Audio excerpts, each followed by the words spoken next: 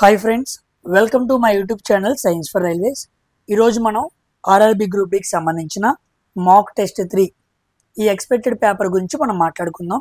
So ఎగ్జామ్కి ముందు సైన్స్లో ఇలాంటి క్వశ్చన్స్ అనేవి ప్రాక్టీస్ చేయడం అనేది ఎగ్జామ్కి చాలా బాగా ఉపయోగపడుతూ ఉండిద్ది.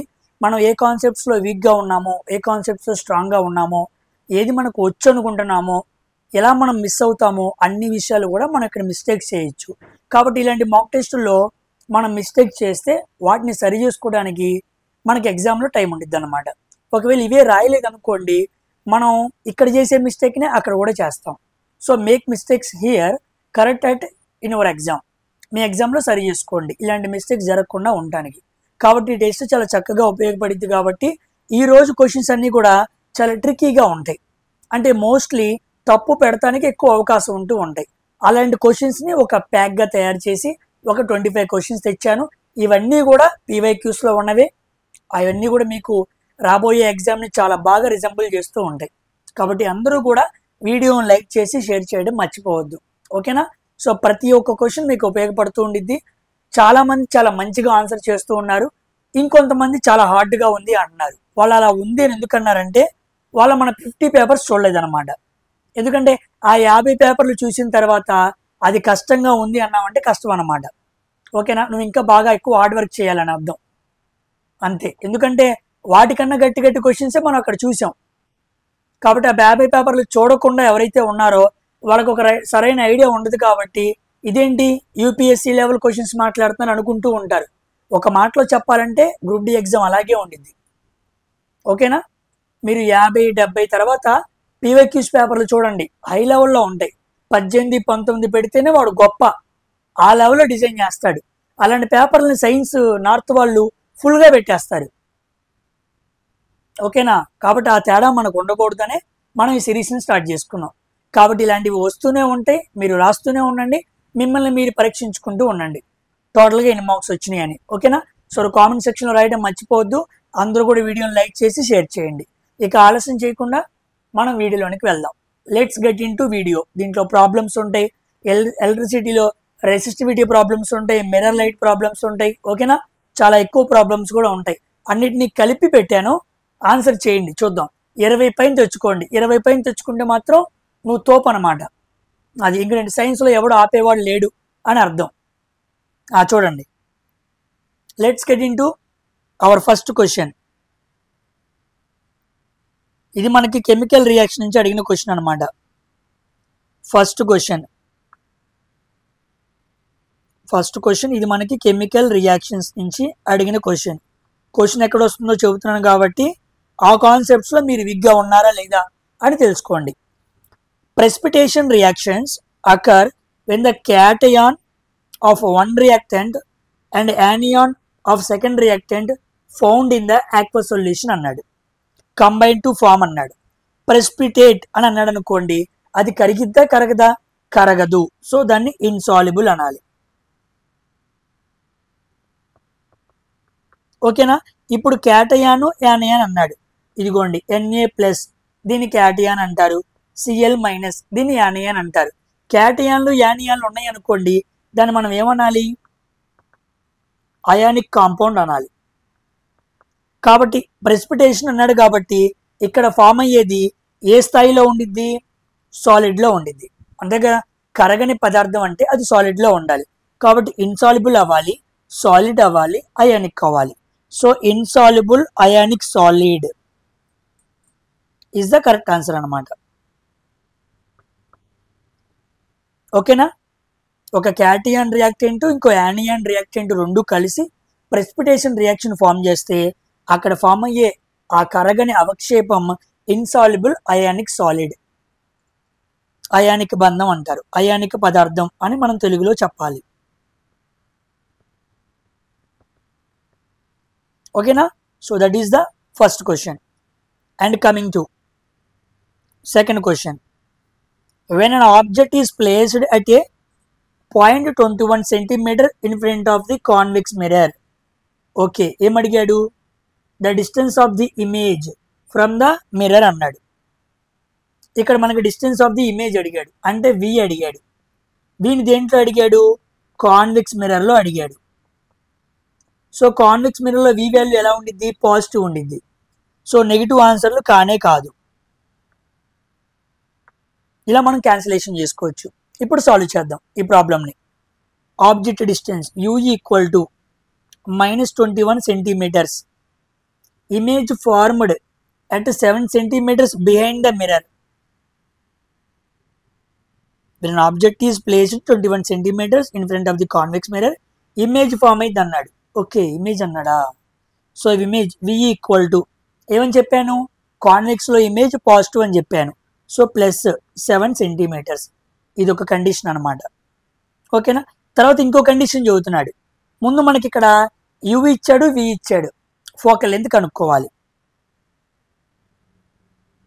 1/f equal to 1/u plus 1/v. 1/f equal to 1/u అంటే -1/21 ప్లస్ 1/7. ఎల్సిఎం 21 -21 7 మూళ్ళు 21, 21లో ఒకసారి పోయిద్ది. 7 మూళ్ళు 21, 3లోంచి ఒకటి తీస్తే 2. So 1/f equal to 2/21. ఇలాగే ఉంచండి. So focal length నాకేమొచ్చింది,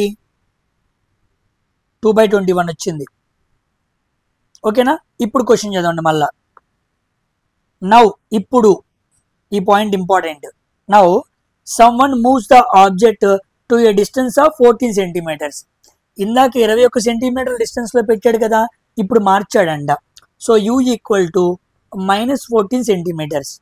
okay, focal length ఎంత వచ్చింది, 1/f 2/21.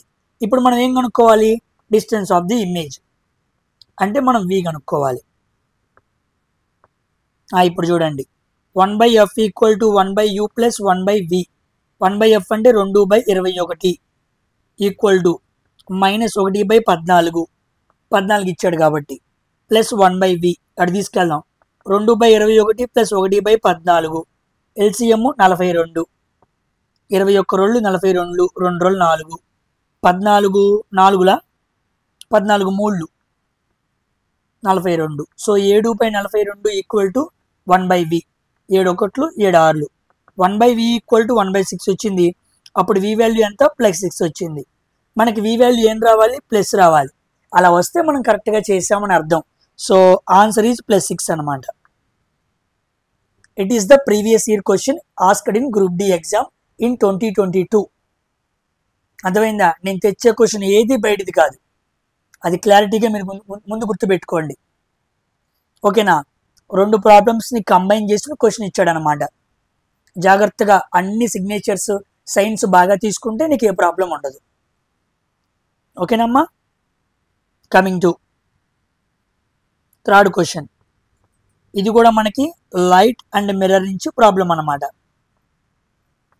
జాగ్రత్తగా చూడండి. A needle height 4 centimeters is placed at a distance of 45 centimeters in front of a concave lens. ఇందాక మిర్రర్, ఇప్పుడు లెన్స్ అనమాట. ఓకే, హైట్ అన్నాడు. Object height equal to 4 centimeters. ఎక్కడుంది sir అది, హైట్ అనే ఉంది కదా. ఆబ్జెక్ట్ హైట్ ఉందని ఎలా రాసావు అంటే, వాడు డిస్టెన్స్ ఎంత దూరంలో పెట్టానంటున్నాడు, 45 సెంటీమీటర్లో పెట్టాను అంటున్నాడు. అంటే ఆబ్జెక్ట్నే కదా పెట్టేది, అవునా కాదా. సో అందుకే అడిగాడు. ఓకేనా. అంటే దానికి సంబంధించిందే ఇది అన్న నువ్వు ఐడియా రావాలి. అలా రావాలి అంటే నువ్వు చాలా క్వశ్చన్స్ సాల్వ్ చేయాలి. ఓకేనా. So u equal to -45 centimeters. Concave lens అన్నాడు. ఫోకల్ లెన్స్ ఎంత, 30. సో ఎఫ్ఎల్ ఏం తీసుకోవాలి, -30 తీసుకోవాలి. అది లెన్స్ అయినా మిర్రర్ అయినా. కాన్కేవ్ అంటే negative. The height of the image అంటే హెచ్ హై అడిగాడు మనల్ని. ఓకేనా. ఇది మనకి ముందు మనకి హెచ్ఐ రావాలి అంటే ఏం కనుక్కోవాలి, వి కనుక్కోవాలి. Let's find out v. 1/f equal to 1/v minus 1/u. Lens formula వేయాలి, అడావుల్లో మిర్రర్ ఫార్ములా వేయకూడదు. -1/30 ఈక్వల్ టు 1/v. సో -45. డైరెక్ట్గా నేను ఇంత స్టెప్స్ అయ్యాను, మీకు అర్థం అవడానికి వేస్తున్నాను. -1/30 equal to 1/v. Minus minus ఏమైంది, +1/45 అయింది. ఇది అండి. -1/30 -1/45 ఈక్వల్ టు 1/v. 45 రోళ్ళు 90, 3 30లు 45 రోళ్ళు సో -5/90, 5 ఒకట్లు 5 18. So 1/v equal to -1/18, v equal to -18. So నాకు v వాల్యూ వచ్చింది -18. ఇప్పుడు మన హైట్ కనుక్కుందాం. hi/h0 equal to -v/u. Sorry, v/u వేయాలి. ఎందుకు? లెన్స్ కదా, అప్పుడు ఫార్ములా v/u అనమాట. hi ఎంత తెలీదు, h0 ఎంత 4, v వాల్యూ ఎంత? v వాల్యూ ఎంత వచ్చింది? -18. u వాల్యూ ఎంత? -45. 9 2 18, 9 5 45. ఇది కొట్టేస్తే hi ఈక్వల్ టు 4 2 8/5, 5 ఒకట్ల 5, 3 మిగిలిద్ది. పాయింట్ పెట్టుకుని 0 పెట్టుకుంటే 5 6 30. So height of the image ఏమైంది? 1.6 అయింది. ఓకేనా? సో 1.6 ఉందా? ఇదిగోండి, second option is the correct answer. ఓకేనా? చక్కటి క్వశ్చన్ అనమాట. It is the third question. Coming to organic chemistry నుంచి క్వశ్చన్ అనమాట. ఆర్గానిక్ కెమిస్ట్రీ చూడండి. Saturated carbon compounds are normally అన్నాడు. Having double bond between carbon ఐటమ్సా? ఎలక్ట్రోస్టాటిక్ ఫోర్స్ ఉండిద్దా? Less reactive than అన్సాచురేటెడా? లెస్ స్టేబుల్ దెన్ అన్సాచురేటెడా? Comment సెక్షన్లో answer చేయండి. మీరే ఆన్సర్ చేసుకోండి. ఆఫ్ చేసి రైట్ పెడతారో రాంగ్ పెడతారో చెక్ చేసుకోండి. సాచురేటెడ్ అంటే అర్థం ఏంటి? ఆల్కేన్స్. ఆల్కేన్స్ అంటే సింగిల్ బాండ్ ఉండిద్ది కాబట్టి డబుల్ బాండ్, ఈ ఆప్షన్ తప్పు. వాటి మధ్య ఎలక్ట్రోస్టాటిక్ ఫోర్స్ అన్నాడు, తప్పు. ఇవి లెస్ రియాక్టివ్ అనమాట. ఎస్, ఇది కరెక్ట్. సాచురేటెడ్ కాంపౌండ్స్ మనం తీసుకున్నాం అనుకో, they are less reactive than unsaturated. అన్సాచురేటెడ్తో పోల్చుకుంటే వీటి రియాక్టివ్ చాలా తక్కువ ఉండిద్ది అనమాట. సో థర్డ్ ఆప్షన్ ఇస్ ద కరెక్ట్ ఆన్సర్. గుర్తుపెట్టుకోండి. రేపు ఎప్పుడైనా alkanes are less reactive than alkenes, కరెక్టా కాదా అంటాడు, కరెక్టే. Next alkanes are less reactive than alkynes అంటాడు, కరెక్టే. ఇవి రెండు ఏంటి? అన్సాచురేటెడ్. వాటికన్నా ఇవి తక్కువే కదా. ఇలా కూడా క్వశ్చన్స్ ఫ్రేమ్ చేయొచ్చు. When you know the concept you can easily answer any kind of question. ఓకేనా? Third option is the answer. ఇది ఫోర్త్ క్వశ్చన్ అనమాట. Coming to fifth question. చాలా మంది స్కిప్ చేసే క్వశ్చన్లో ఇది కూడా ఒకటి అనమాట. జాగ్రత్తగా చూడండి. A coil of resistance 15 ohms and coil of B 5 ohms అన్నాడు. So coil A, coil B magnetic field రాసుకున్నాం అనుకోండి. Formula B equal to μ0 into n into I by, దీన్ని మనం బిఏ అనుకుందాం. Magnetic field of coil A, magnetic field of coil B μ0 into n into I, దీన్ని మనం AB అని రాసుకుందాం. ఓకేనా? ఇప్పుడు మనం బాగా గమనించామనుకోండి, జాగ్రత్తగా చూడండి. ఇక్కడ ఎక్కడైనా రెసిస్టెన్స్తో ఉందా? మనకేమో ఏ కాయిల్ ఏమో 15 ohms and A coil 5 ohms are subjected to time varying magnetic field అన్నాడు. Okay, then the current induced in the coils అన్నాడు. ఇప్పుడు మనకి కరెంట్ తెలియాలనుకోండి, ఇది తెలియాలి, అంతే కదా. ఇదిగోండి, కరెంట్ తెలియాలి అంటే మనకి మ్యాగ్నెటిక్ ఫీల్డ్ కావాలి, పర్మిబిలిటీ కావాలి, నెంబర్ ఆఫ్ టర్న్స్ కావాలి. ఎక్కడైనా రెసిస్టెన్స్తో సంబంధం ఉందా అంటే ఇచ్చిన రెసిస్టెన్స్తో అసలు సంబంధమే లేదు. అది మనం ముందు గమనించాల్సిన విషయం. రెండోది, మ్యాగ్నెటిక్ ఫీల్డ్ ఏమవుతున్నాడు? మారుతుంది అన్నాడు. మ్యాగ్నెటిక్ ఫీల్డ్ మారిందనుకోండి, కరెంట్ మారిద్దా మారదా? మారిద్ది. కరెంట్ మారిందనుకోండి, మ్యాగ్నెటిక్ మారిద్దా మారదా? రెండు డైరెక్ట్లీ ప్రపోర్షనల్గా ఉన్నాయి కదా. కాబట్టి టైమ్ వ్యారింగ్ మ్యాగ్నెటిక్ ఫీల్డ్ అన్నాడు కాబట్టి then the current induced in the coils, కాయిల్స్లో ఉండే కరెంట్ కూడా ఏమైద్ది? మారిద్ది. So they are different. Time varying magnetic fields, టైంకి అనుగుణంగా మ్యాగ్నెటిక్ ఫీల్డ్ మారుతుంది కాబట్టి ఏమైద్ది? కరెంట్లు కూడా మారుతాయి అన్న కాన్సెప్ట్కి రావాలి. ఇదన్నమాట క్వశ్చన్. ఓకేనా. ఫార్ములా, ఈ ఫార్ములా మనం మాట్లాడుకున్నాం మ్యాగ్నెటిజంలో. దాని మీద స్టేట్మెంట్ ఆధారితంగా ఈ లెవెల్లో క్వశ్చన్ ఇచ్చాడు. It is also PYQ. ఓకేనా. Coming to fifth question, sorry 6th question. జాగ్రత్తగా చూడండి. Suppose in a circuit several electrical lamps are required to be used and 220 volts. Voltage ఎంత ఇచ్చాడు? 220 volts ఇచ్చాడు. Electric supply line, they are rated 10 watts. ప్రతి bulb power ఎంత ఉందంట? 10 watts rate ఉందన్నమాట. The maximum allowable current is 10 amps. Current equal to 10 amps. Okay. The number of lamps, number అడిగాడు, that can be connected in parallel with each other across 2 రెసిపైర్స్ of 220 volts అన్నాడు. సింపుల్గా చూడండి. మొత్తం మనకి ఎన్ని బల్బ్స్ ఉన్నాయి తెలీదు. ఒక్కో దాని వాటేజ్ అంతా 10 watts. ఇదేంటి? Total power. Total power equal to V into I అనమాట. పవర్ ఈక్వల్ టు పవర్ అవ్వాలి. ఇక్కడ వోల్టేజ్ ఎంత ఇచ్చాడు? 220 volts. కరెంట్ ఎంత ఇచ్చాడు? 10. N ఇంటూ ఇక్కడ వాల్యూ ఎంత?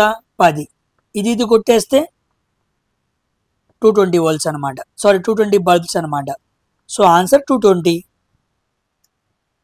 ఒక సర్క్యూట్లో 220 బల్బ్స్ 10 watts లెక్కన కనెక్ట్ చేస్తే అప్పుడు మొత్తం 2200 watts పవర్ అయింది. ఆ పవరు దీనికి సమానం అవ్వాలి, అంతే కదా. సర్క్యూట్లో ఫ్లో అయ్యే వోల్టేజ్ కరెంటు రెండు మల్టిప్లై చేస్తే ఉన్న బల్బ్స్ అన్ని పవర్స్కి ఈక్వల్ అవ్వాలి కదా. కాబట్టి P1 ఈక్వల్ టు P2 అలా ఈక్వల్ చేసి స్టెప్ వేసాను, ఆన్సర్ వచ్చింది. ఓకేనమ్మా. కమింగ్ టు ఇది కూడా ఎలక్ట్రిసిటీ నుంచి అడిగిన క్వశ్చన్ అనమాట. ఇది 7th question. What is the heat energy produced in a resistance R equal to 10 ohms, I equal to 5 amps, time equal to 5 into 60, 5 hours 300 seconds. ఓకేనా. ప్రతి క్వశ్చన్ని పాస్ చేసుకుని ఆన్సర్ చేయండి. మిమ్మల్ని ఎలా ట్రిక్కీగా పడేస్తాడో అప్పుడు మీకు అర్థమైద్ది. ఆ తర్వాత ఎక్స్ప్లెనేషన్ ఏనండి. ఓకేనా. హీట్ అడిగాడు. H equal to I² into R into T. I² అంటే 5 5 25, R అంటే 10, T అంటే 300, 25 3 7500 ఇంటూ 10 అప్పుడు 75,000. ఇదనమాట మనకు వచ్చింది. దీన్ని ఎలా రాసుకోవచ్చు? 75 ఇంటూ 10⁻3. ఆప్షన్స్లో ఎక్కడైనా ఉందా? ఇదిగోండి 10⁻3 ఉంది కానీ 7.5 ఉంది కాదు. అప్పుడు ఏం చేయాలి? బై 10 ఇంటూ 10 చేసామనుకోండి, ఈక్వేషన్ ఏమీ మారదు. బై 10 చేస్తే 7.5, ఇంటూ 10 చేస్తే 10⁻4. So 7.5 into 10⁻4. ఇప్పుడు చూడండి, అది ఇదిగోండి ఆన్సర్. చూసారా? సో థర్డ్ option is the correct answer అనమాట. ఓకేనా. చాలాసార్లు అలా చేసి ఆప్షన్ తప్పించాడు అనకూడదు. కన్వర్షన్స్ మనం జాగ్రత్తగా చేసుకోవాలి. అంత సామాన్యంగా ఆన్సర్ ఏం తప్పివ్వడు. సో 1కి 2 సార్లు we need to recheck the options all. Coming to 8th question. Resistivity మీద అడిగిన క్వశ్చన్ అనమాట ఇది. ఓకేనా. రెసిస్టివిటీ అనే ప్రాబ్లం మీద అడిగాడు. చూడండి క్వశ్చన్. ఒక సిల్వర్ వైర్ ఇచ్చాడు, length L, cross sectional area A, replaced by an aluminium wire, length 5L, cross sectional area 9A. The resistance of the circuit will be అన్నాడు. ఎలా ఉండిద్ది అన్నాడు. ఓకేనా. ఫస్ట్ మనకి అల్యూమినియంలో లెంత్ తెలిసింది, అల్యూమినియంలో ఏరియా తెలిసింది. సింపుల్ ఫార్ములా ఏంటి? R equal to ρ L/A. ఇప్పుడు రెండింటిని కంపారిజన్ చేస్తూ జాగ్రత్తగా స్టెప్ వేస్తా చూడండి. ఇలాంటి క్వశ్చన్స్ని సింపుల్గా ఎలా సాల్వ్ చేయాలో చెబుతాను. ఇది కూడా PYQA for your kind information. Resistance aluminium, resistance by silver equal to. ఓకేనా. ఇప్పుడు రో ఇచ్చాడు అంటే రెసిస్టివిటీ. 1.6, ఇది క్యాన్సిల్ అయిపోయింది రాస్తే, నేను ప్రత్యేకంగా రాయట్లేదు. అల్యూమినియం 2.6, ఇదిగోండి రో రాశాను. తర్వాత లెంత్ రాయాలి. అల్యూమినియం లెంత్ ఎంత ఇచ్చాడు? 5 ఇచ్చాడు, 5. నెక్స్ట్ సిల్వర్ లెంత్ ఎంత ఇచ్చాడు? ఎల్ అనమాట. అల్యూమినియం వైర్ లెంత్ ఏమో 5L అయితే దీనిదేమో ఎల్ అనమాట. ఇప్పుడు ఏరియా రాసేటప్పుడు రివర్స్లో రాయాలి, ఓకేనా? ఎందుకంటే ఇటు పైకి వెళ్తుంది కదా, కాబట్టి ρ1/ρ2 ఇంటూ L1/L2 ఇంటూ A2/A1 ఇలా రాయాలన్నమాట, ఓకేనా? ఇప్పుడు అల్యూమినియం ఏరియా ఎంత? 9, కానీ 9 మనం కింద రాయాలన్నమాట, రివర్స్లో రాయాలి. సిల్వర్ దాని రెసిస్టెన్స్ ఏరియా అంతా 1, దాన్ని పైన రాయాలి. పాయింట్ మీకు అర్థమైందా? ఈ స్టెప్లో రాశాను అనమాట. ρ1/ρ2 L1/L2 A2/A1. క్లారిటీ వచ్చిందా? ఇప్పుడు చూడండి, పాయింట్ టు పాయింట్ కొట్టేసేయండి. 2 13లు, 2 8లు, 13 5లు 65, 8 9లు 72, 72/65. పాయింట్ పెట్టుకుని 0 పెట్టుకుంటే 72 ఇంటూ 9, 7 9లు 63, 9 2 18. సో 648 వస్తుంది. అంటే 0.9 రావాలి. ఇదిగోండి, decrease to 0.9 times it self, ఓకేనా? అంటే సిల్వర్ రెసిస్టెన్స్ అల్యూమినియం రెసిస్టెన్స్తో పోల్చుకుంటే ఏమైంది? 0.9 టైమ్స్ తగ్గిందనమాట. అది ఈ ఫార్ములానే నేను ఇలా రాశాను. ఇలా రాయటం రావాలి. రేపు ఎప్పుడైనా కంపారిజన్ ఇచ్చాడు అనుకోండి, R1/R2 equal to ρ1/ρ2 L1/L2 A2/A1. Area కింద ఉంది కదా, అందుకే రివర్స్లో రాసుకోవాలి. ఇలా రాసుకుంటే నీకు చాలా ప్రాబ్లమ్స్ ఈజీగా సాల్వ్ చేస్తావు, ఓకేనా? ఇది ఎలక్ట్రిసిటీ నుంచి అడిగిన ప్రాబ్లం అనమాట. Coming to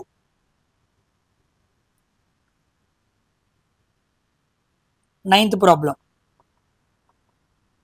What is the trend of the atomic number moving across a period in a modern periodic table అన్నాడు. ఒక పీరియడ్ అంటే అడ్డంగా అని అర్థం, ఓకే? అటామిక్ నంబర్ పీరియడ్లో ఏమైంది అన్నాడు. ఫస్ట్ ఇది 2, ఇది 3, ఇది 4 ఏమవుతూ ఉండిద్ది? ఒక్కొక్క యూనిట్ పెరుగుతూ ఉండిద్ది. సో మాస్ నంబరా? కాదు. అటామిక్ నెంబర్ డిక్రీజా? కాదు. అటామిక్ నెంబర్ ఇంక్రీజ్ బై 2 యూనిట్సా? కాదు. Fourth option, atomic number increases by 1 unit.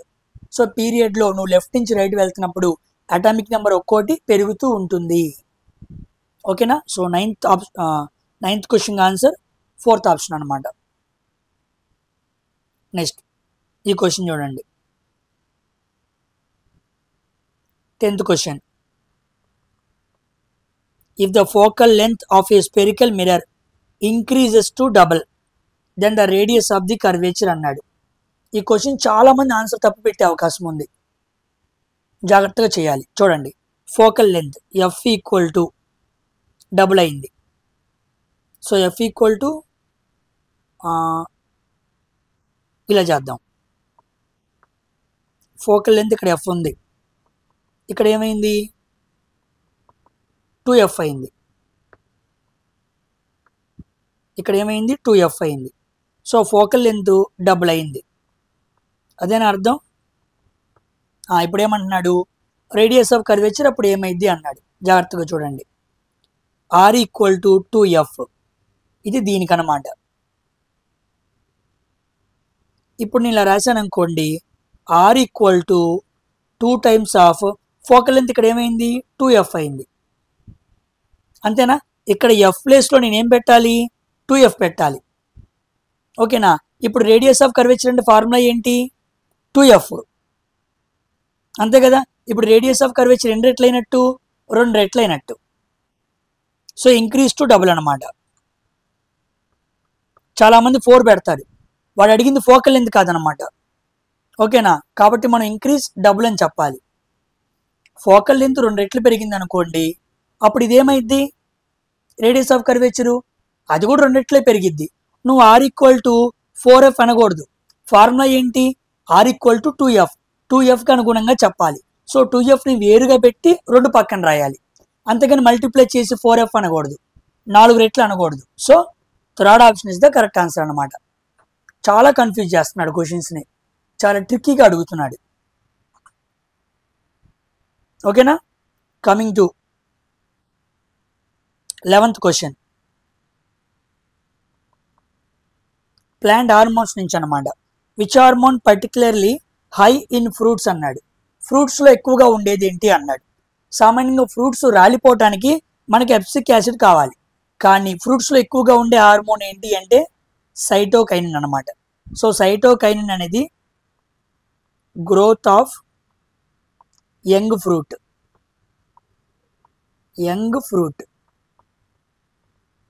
ఒక ఫ్రూట్ బాగా మంచి పరిపక్వానికి వచ్చేలాగా పెరగడానికి బాగా ఉపయోగపడే హార్మోన్ ఏంటి అంటే సైటోకైనిన్. గుర్తుపెట్టుకోండి, దీంట్లో సెల్ డివిజన్ బాగా జరుగుతూ ఉండిద్ది. That leads to formation of the pulp or any under material అనమాట. ఆ ఫ్రూట్ లోపల మెటీరియల్ తయారవ్వాలంటే ఈ విధంగా సెల్ డివిజన్ జరగాలి. కాబట్టి పర్టికులర్లీ హై ఇన్ ఫ్రూట్స్లో ఉండేది ఏంటి సైటోకైనిన్. గుర్తుపెట్టుకోండి. జిబ్బరిలిన్ అంటే జెర్మినేషన్, వెరీ వెరీ ఇంపార్టెంట్. ఓకేనా. ఎప్సిక్ యాసిడ్ అంటే రాలిపోవడం అనమాట. ఫ్రూట్ ఫాల్, లీవ్ ఫాల్, ఇది యాంటీ గ్రోత్ హార్మోన్ అనమాట ఎప్సిక్ యాసిడ్ అనేది. ఆక్సిన్స్ కూడా గ్రోత్కి సంబంధించిన హార్మోనే. ఓకేనా. సెల్ అలాంగేషన్లో బాగా ఉపయోగపడుతూ ఉండేది ఆక్సిజన్ అయితే. So it is the 11th question. Coming to 12th question, జాగ్రత్తగా చూడండి. A ray of light enters from a medium A to medium B. ఒక మీడియం ఏ ఇంకో medium B ray of light వస్తుంది అనమాట. Okay. As a result it bends away from the normal. Okay. ఇలా వచ్చే light ray ఇలా వెళ్ళాలి, కానీ వెళ్ళకుండా ఇలా దూరంగా వెళ్ళిపోయింది. ఓకేనా. అంటే లైట్ రే ఏమైంది, నార్మల్కి ఏవేగా వెళ్ళిపోయింది. ఇది నార్మల్. నార్మల్కి ఏవేగా వెళ్ళింది అంటే ఇది ఏ మీడియం అవ్వాలి, డెన్సర్ మీడియం అవ్వాలి. ఇదే మీడియం అవ్వాలి, రేరర్ మీడియం అవ్వాలి. అంతే కదా. రేరర్ టు డెన్సర్ వస్తే ఏమో towards the normal, denser to rarer వెళ్తే ఏమో అవే ఫ్రమ్ ద నార్మల్. కాబట్టి ఏ అనే మీడియం ఏమో డెన్సర్, సాంద్రత ఎక్కువ ఉన్న మీడియం అని అర్థం అనమాట. దీనికి సాంద్రత తక్కువ అని అర్థం. ఓకేనా. ఇప్పుడు చూడండి, the refractive index of the medium B is relative to the medium A. Medium ఏకి ఎలా ఉండిద్ది అన్నాడు. దీంట్లో ఇది రేరర్ మీడియం కాబట్టి సాంద్రత తక్కువ. సాంద్రత తక్కువ అయితే రిఫ్రాక్టివ్ ఇండెక్స్ కూడా తక్కువే. కాబట్టి MB less than MA. MB తక్కువ ఉండిద్ది. So less than the unity. ఓకేనా. అది రేరర్ మీడియం కాబట్టి యూనిటీ కన్నా తక్కువ ఉండాలన్నమాట.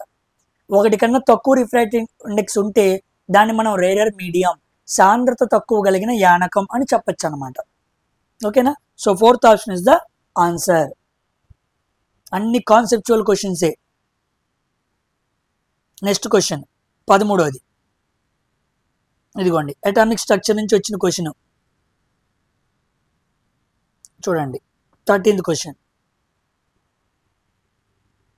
Which of the following metals has least atomic radius అన్నాడు. మెటల్స్ అండ్ నాన్ మెటల్స్ నుంచి అనమాట. లీస్ట్ అటామిక్ రేడియస్ అన్నాడు. సామాన్యంగా అటామిక్ రేడియస్ అంటే కిందకి వెళ్ళే కొద్ది ఏమవుతూ ఉండిద్ది, అటామిక్ రేడియస్ పెరుగుతూ ఉండిద్ది. So down the group atomic radius ఏమవుతూ ఉండిద్ది, పెరుగుతూ ఉండిద్ది. Atomic radius down the group పెరిగింది అంటే మరి ఇలా వెళ్ళామనుకోండి, లెఫ్ట్ టు రైట్ ఏమైద్ది, తగ్గిద్ది. అవునా కాదా. ఇప్పుడు వాడు లీస్ట్ అన్నాడు అంటే మనం ఇచ్చిన ఎలిమెంట్స్ని పీరియడ్ లాగా రాసుకున్నాం అనుకో, చివరిగా ఉన్నదే మన ఆన్సర్ అవ్వాలి. అంతే కదా.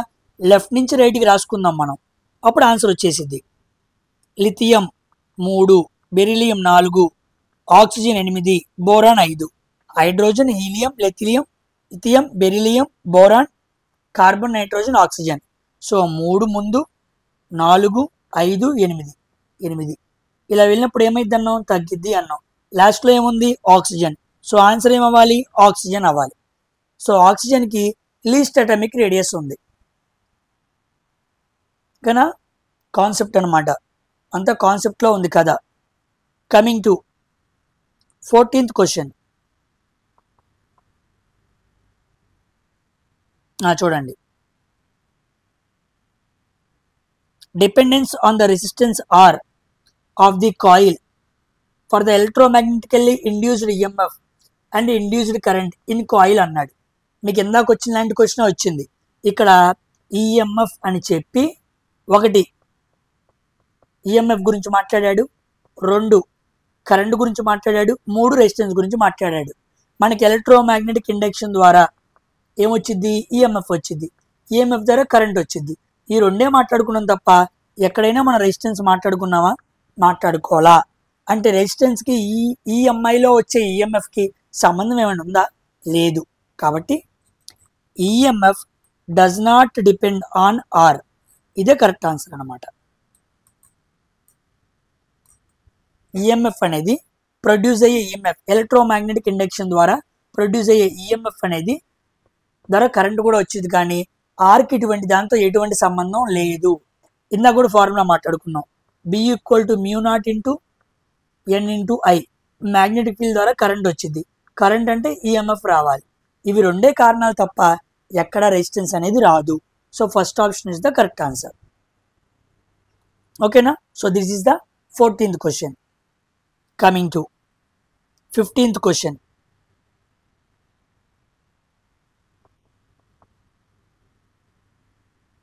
చూడండి, కెమికల్ రియాక్షన్స్లో ఆక్సిడేషన్ రిడక్షన్ మీద అడిగాడు అనమాట. చాలామంది మిస్ చేస్తారు ఆక్సిడేషన్ రిడక్షన్. జాగ్రత్తగా సాల్వ్ చేద్దాం. MnO2 4HCl, MnCl2 2H2O chlorine, magnesium manganese oxide ఇచ్చాడు, హైడ్రోక్లోరిక్ యాసిడ్ ఇచ్చాడు, మెగ్నీషియం క్లోరైడ్ ఫామ్ అయింది, H2O ఫామ్ అయింది, Cl2 ఫామ్ అయింది. జాగ్రత్తగా చదువుతా చూడండి, దీన్ని రాసి సింపుల్.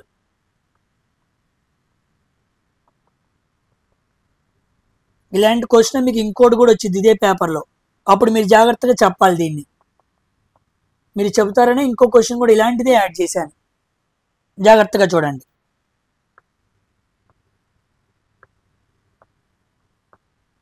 ఫస్ట్ MnO2, ఇక్కడ ఏముంది, ఆక్సిజన్ ఉంది. ఇక్కడ MnO వెళ్ళామనుకో, ఇక్కడ ఆక్సిజన్ లేదు. ఇక్కడ నుంచి ఇక్కడికి వెళ్ళేటప్పుడు ఆక్సిజన్ ఏమైపోయింది, కోల్పోయింది.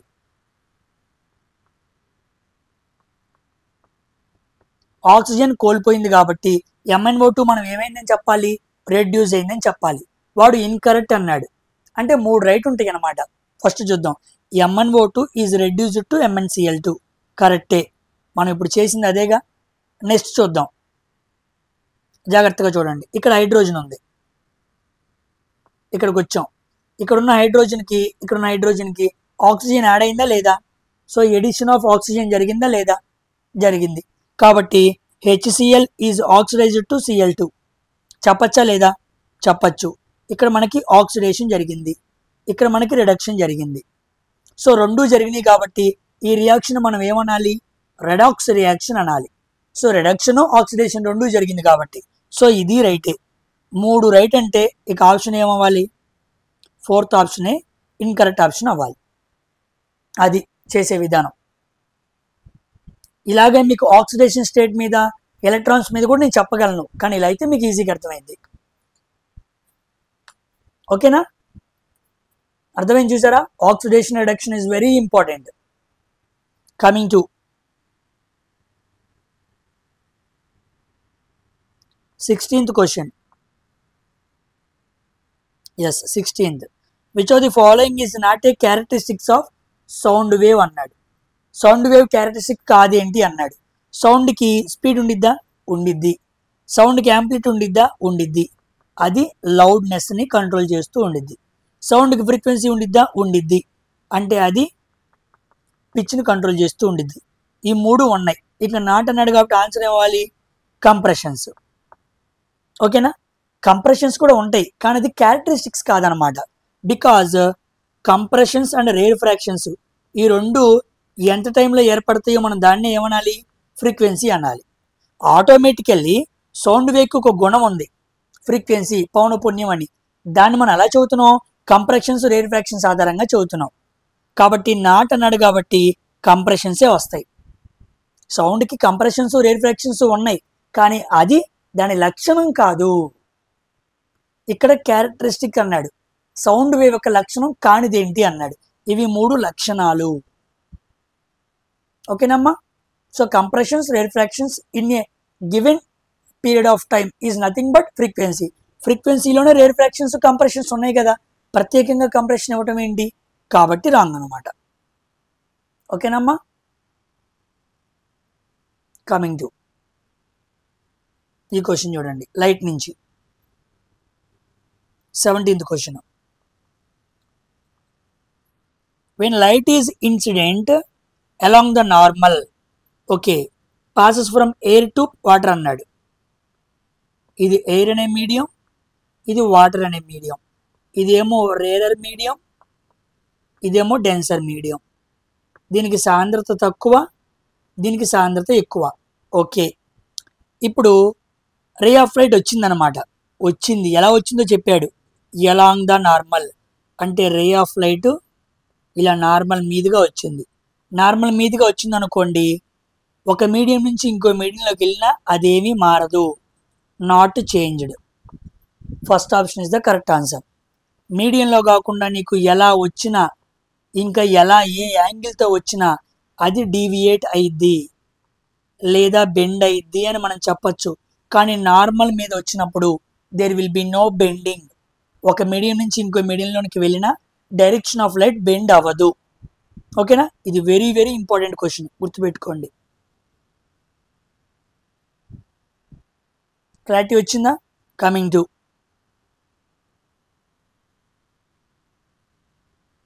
ఇదిగోండి, arrange the given non metals. Non మెటల్స్ని అరేంజ్మెంట్ చేశాడు in the increasing order of their electronegativity.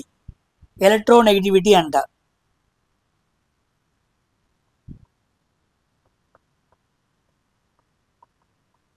చూడండి, ఎలక్ట్రోనెగటివిటీ అన్నాడు అంటే తెలుగులో ఏమంటారు, విద్యుదయస్కాంత. ఎలక్ట్రోనెగటివిటీ అంటే ఎలక్ట్రాన్ గెయిన్ చేసుకోవడం అనమాట, అది అర్థం. ఎలక్ట్రాన్ ఏదైతే గెయిన్ చేసుకునిద్దో దాన్ని ఎలక్ట్రోనెగటివిటీ అంటారు. చూద్దాం, రుణ విద్యుదాత్మకత అంటారు. రుణ విద్యుదాత్మకత అంటే ఎలక్ట్రోనెగటివ్ అనమాట. ఇప్పుడు ఇంక్రీజింగ్ ఆర్డర్లో కింద ఇచ్చిన ఎలిమెంట్స్ని ఇదిగోండి, ఆక్సిజన్, టెల్యూరియం, సల్ఫరు, సెల్యూరియం, ఇలా 4 ఎలిమెంట్స్ ఇచ్చాడు. Increasing order of the electronegativity పెట్టమన్నాడు. ఇక్కడ ఒక విషయం గమనిద్దాం. ఇలా అడ్డంగా వెళ్తే ఏంటి, పీరియడ్స్. ఇలా కిందకు వస్తే ఏంటి, గ్రూప్స్ అన్నమాట. ఇప్పుడు జాగ్రత్తగా గమనిస్తే మనం ఇలా వెళ్ళామనుకోండి, ఎలక్ట్రోనెగటివిటీ ఏమైద్ది, పెరిగిద్ది. మనం ఎటువైపు వెళ్తున్నాం, నాన్ మెటల్స్ వైపు వెళ్తున్నాం. నాన్ మెటల్స్కి ఎలక్ట్రోనెగటివిటీ అనేది బాగా ఎక్కువ ఉండిద్ది. సో ఇలా వెళ్ళాం కాబట్టి ఏమైంది, ఎలక్ట్రోనెగటివిటీ అనేది పెరిగింది. ఓకేనా, ఇలా వెళ్ళింది పెరిగింది. మరి ఇప్పుడు ఇలా వచ్చినప్పుడు ఏమైద్ది, తగ్గిద్ది. ఓకేనా, ఇలా ఉన్నప్పుడు తగ్గింది కదా. ఇప్పుడు జాగ్రత్తగా చూడు, మరి ఇలా పైకి ఇటువైపు ఉందనుకోండి, ఏంటి అర్థం, అర్థం ఏంటి, ఇలా వస్తే ఎలక్ట్రోనెగటివిటీ ఏమవుతుంది, తగ్గుతుంది. అవునా కాదా? మరి ఇలా వస్తున్నప్పుడు ఎలక్ట్రోనెగటివిటీ ఏమవుతున్నట్టు, రివర్స్లో ఆలోచించేయాలన్నమాట. ఓకేనా, అంటే ఇక్కడ చాలా ఎక్కువ ఉండిద్ది, ఇంక్రీజ్.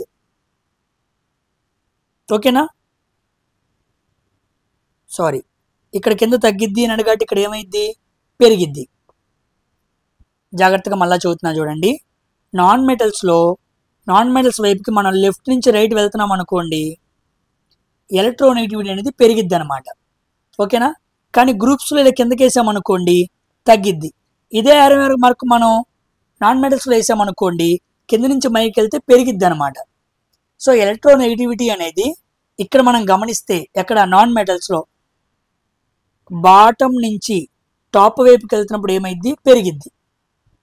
అంటే పైన ఏముండిద్ది, పైన లాస్ట్లో ఆక్సిజన్ ఉండిద్ది. ఆక్సిజన్కి ఎలా ఉండిద్ది, ఎలక్ట్రోనెగటివిటీ చాలా ఎక్కువ ఉండిద్ది. ఇదిగోండి 2 ఆప్షన్స్ ఉన్నాయి. ఈ 2 ఆన్సర్ అవ్వాలన్నమాట.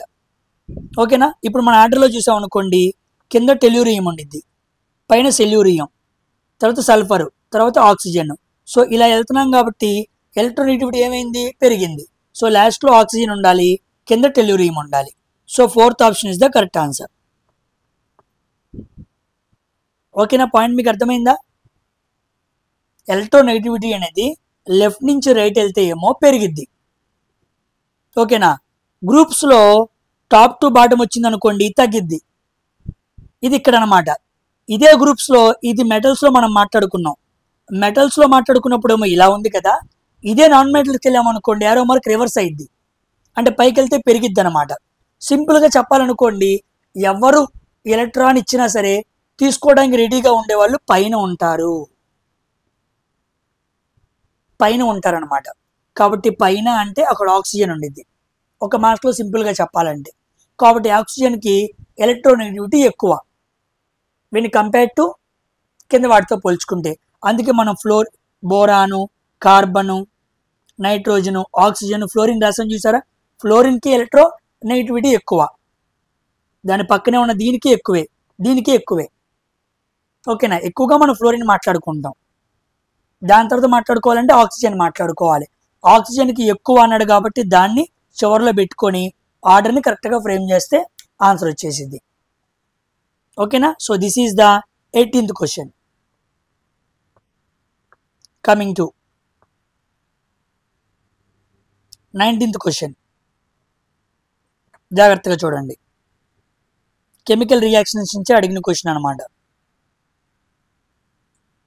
ఏమన్నాడు, compound A reacts with dilute hydrochloric acid. A అనేది డైల్యూట్ హైడ్రోక్లోరిక్ యాసిడ్తో చర్య జరిపింది అనమాట.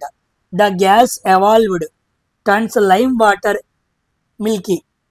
లైమ్ వాటర్ని అంటే సున్నపు నీరు ఉండిద్ది కదా, ఆ నీరుని ఏం చేసిందంటే మిల్కీగా మార్చిందంట. లైమ్ వాటర్ మిల్కీగా మారిందంటే అక్కడ ఏ గ్యాస్ వెళ్ళాలి, బొగ్గు పులుసు వాయువు వెళ్ళాలి, అంటే CO2 వెళ్ళాలి. అంటే కంపల్సరీగా మనకి రియాక్షన్లో ఏం రావాలి, CO2 రావాలి.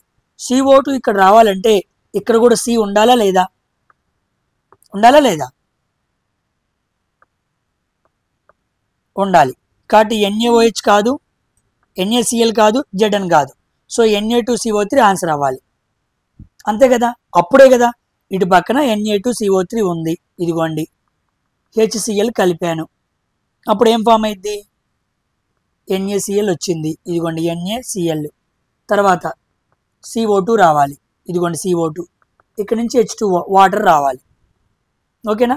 సో NaCl, CO2, H2O ఇవి 3 రావాలంటే కంపల్సరీగా HClకి ఏం రియాక్ట్ అవ్వాలి, వాషింగ్ సోడా రియాక్ట్ అవ్వాలి. So first option is the correct answer. ఈ 3 రియాక్ట్ అయితే ఈ 3ట్లోనూ ఎక్కడ C లేదు. ఎడం పక్కన C లేకపోతే కుడి పక్కన కార్బన్ డైఆక్సైడ్లో C యాడ్ నుంచి వచ్చింది, రాదు కదా. అలాగైనా మనం ఈజీగా ఆన్సర్ చేయొచ్చు. ఓకేనా. So first option is the correct answer. ఇక్కడ CO2 వచ్చిందనే విషయం మనకి ఇక్కడ అర్థమైంది. లైమ్ వాటర్ మిల్కీగా మారితే then there is a CO2 gas, బొగ్గు పులుసు వాయువు ఉంది అని రిమెంబరెన్స్ అనమాట అక్కడ. కమింగ్ టు ఏ క్వశ్చన్, ఇది 18th కదా, ఇది 19th క్వశ్చన్. కమింగ్ టు ఇది చూద్దాం. ఎలక్ట్రిసిటీ నుంచి అడిగిన క్వశ్చన్ అనమాట. ద మినిమం రెసిస్టెన్స్ అన్నాడు of A circuit which can be constructed using 7 resistors each of 1/6 ohms అన్నాడు. ఎన్ని రెసిస్టర్స్ని N, ఈచ్ రెసిస్టెన్స్ వాల్యూ ఎంత 1/6 కలిపితే ఎన్ని కాదు 7 అనమాట. ఒక్క నిమిషం, 7 అన్నాడు కదా. 7 రెసిస్టర్స్ N = 7. 7 రెసిస్టర్స్ని ఈచ్ రెసిస్టెన్స్ ఎంత 1/6 ఇలా కలిపితే మనకు వచ్చే మినిమం టోటల్ ప్యారలల్ రెసిస్టెన్స్ ఎంత అన్నాడు. So 1/R = 1/6 plus 1/6 plus 1/6 plus 1/6 plus 1/6 plus 1/6, 1 2 3 4 5 6, ఇంకో 1/6 ఇలా సాల్వ్ చేయాలి. చేస్తే మనకు వచ్చేది ఏమైంది, అప్పుడు టోటల్ ప్యారలల్ ఈక్వివలెంట్ రెసిస్టెన్స్ వచ్చింది. కానీ ఇది మనం చేయకూడదు. మనం చాలాసార్లు కాన్సెప్ట్ నేర్చుకున్నాం. నెంబర్ ఆఫ్ రెసిస్టర్స్ అనే కాన్సెప్ట్ పెట్టాడు అనుకోండి, R equivalent equal to R by N అనే సింపుల్ ఫార్ములా వాడాలి. So R equivalent equal to resistance ఎంత ఇచ్చాడు 1/6 బై ఎన్ అంటే ఎంత టోటల్ రెసిస్టెన్స్ అంటే 7. సో 1/6 బై 7/1 కాస్త 1/7 అయింది. సో 1/42. So answer is 1/42. ఓకేనా? అలా సింపుల్గా సాల్వ్ చేయాలి. కాబట్టి నెంబర్ ఆఫ్ రెసిస్టర్స్ అనే కాన్సెప్ట్ని ప్రాబ్లంలో ఇన్సర్ట్ చేస్తే, ఒకవేళ సిరీస్ అనుకోండి అప్పుడు మనం ఆర్ ఎన్ అని రాయాలి, ఇంటూ చేయాలి. అదే ఒకవేళ ప్యారలల్లో ఇచ్చాడు అనుకోండి అప్పుడు ఆర్ బై ఎన్ చేయాలి. ఓకేనా? అర్థమైందా? ఇప్పుడు మిమ్మల్ని క్వశ్చన్ అడుగుతున్నా. Total N equal to 7 resistors ఉన్నాయి. R value equal to 1/6. ఇప్పుడు నాకు ఇదే వాల్యూని మీరు సిరీస్లో చెప్పండి, వాల్యూ ఎంతో కామెంట్ సెక్షన్లో రాయండి. ఒక్కొక్క రెసిస్టెన్స్ వాల్యూ ఏమో 1/6 ఉంది, అలాంటి రెసిస్టర్స్ ఏమో 7 సిరీస్గా కనెక్ట్ చేస్తే what is the R equivalent in series? Comment సెక్షన్లో రాయండి, చూద్దాం ఆన్సర్ ఎంతో. ఓకేనా? So this is the 20th క్వశ్చన్. Coming to 21. ఇది డైరెక్ట్ ఎన్సీఆర్టీ క్వశ్చన్ అనమాట.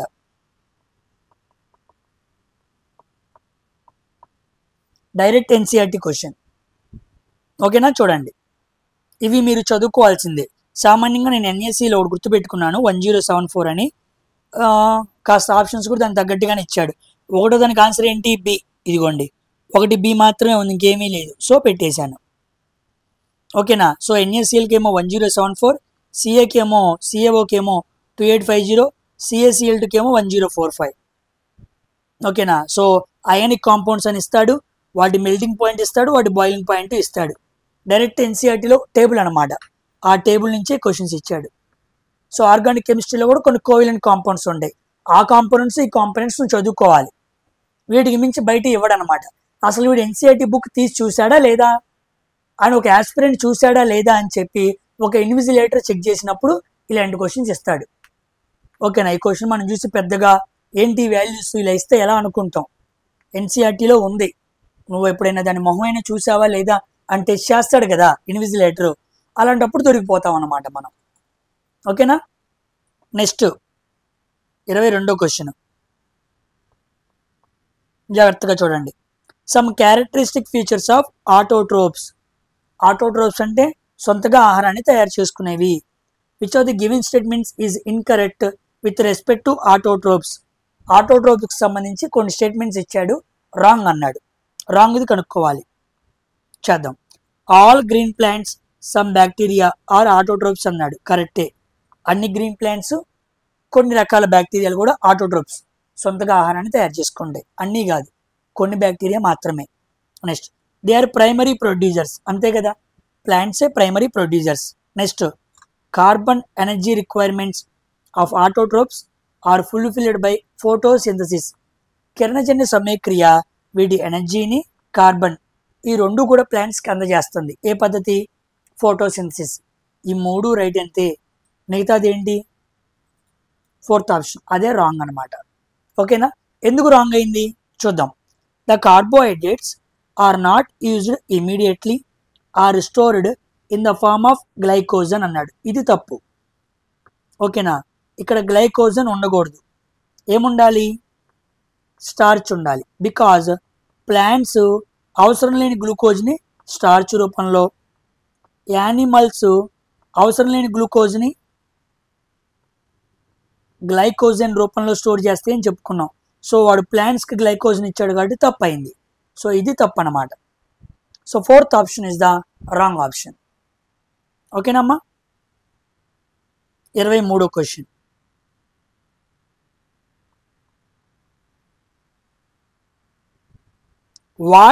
What is the percentage of oxygen in normally inhaled and exhaled అన్నాడు. వాతావరణంలో ఆక్సిజన్ ఉంది, దాన్ని మనం పీల్చుకుంటాం.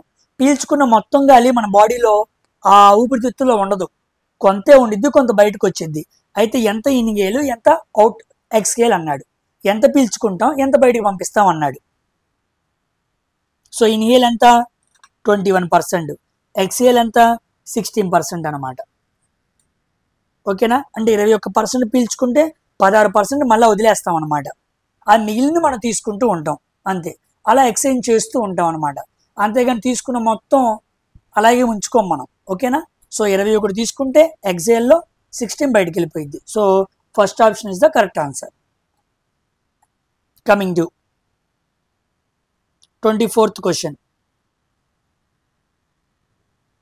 24th క్వశ్చన్ జాగ్రత్తగా చూడండి. ఏ current of 15 milliamps, current equal to 15 milliamps flowing through an electronic device when the voltage across the device is voltage equal to 0.3 millivolts. voltage ఇచ్చేసాడు 0.3 millivolts. the resistance of the device అన్నాడు. So సింపుల్గా solve చేస్తాం కదా. R equal to V by I, V equal to IR, R equal to V by I. V అంటే ఎంత 0.3 milli, current ఎంత అంట 15 milli. ఈ మిల్లీ కొట్టేసామనుకోండి. సో ఇంటూ 10 చేస్తే 30/150 అంతే కదా. అప్పుడు ఇది కొట్టేస్తే 3 1 3 5. V equal to I into R, R equal to V by I. కరెక్టే కదా. V అంటే ఎంత 0.3, U అంటే 15. ఓకే, ఇంటూ 10 చేస్తే ఇంటూ 10 చేస్తే 3 కదా వచ్చేది. సారీ, పైన ఇంటూ 10 చేసామనుకోండి. అప్పుడు మనకి ఏమొచ్చింది, పైన 3 కింద మనకి 150 వచ్చింది.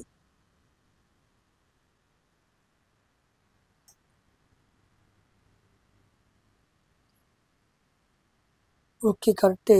0.3 ఇంటూ 10 ఇంటూ 10, 3 1 3 5 15, 1/50 వచ్చింది. ఓకే 1/50.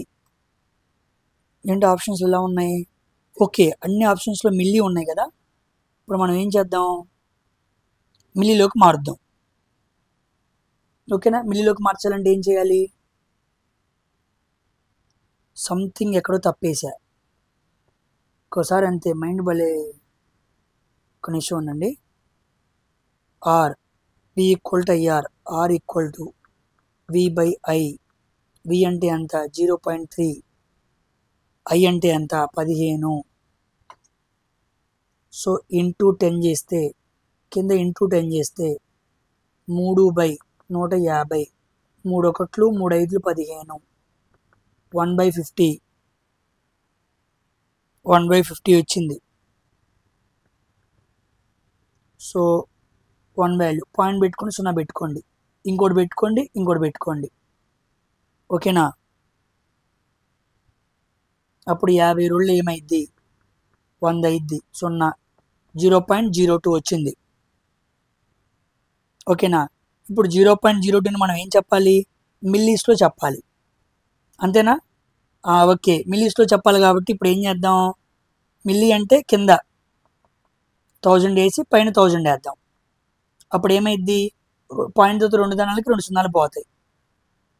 అప్పుడు 20/10⁻³ అప్పుడు 20 మిల్లీ యాంప్స్. అబ్బా, మిల్లీ ఓమ్స్ ఎలా ఇచ్చాడో. సెకండ్ ఆప్షన్ చూసారా, క్యాలిక్యులేషన్ చేసినా సరే ఇలా వచ్చింది ఆన్సరు. ఎవరైనా మనం గమనించగలమా, దానికి సాల్వ్ చేస్తే 0.02 వచ్చింది. ఆ 0.02 కూడా లేదు అంటే మిల్లీలోకి మార్చుకోవాలి.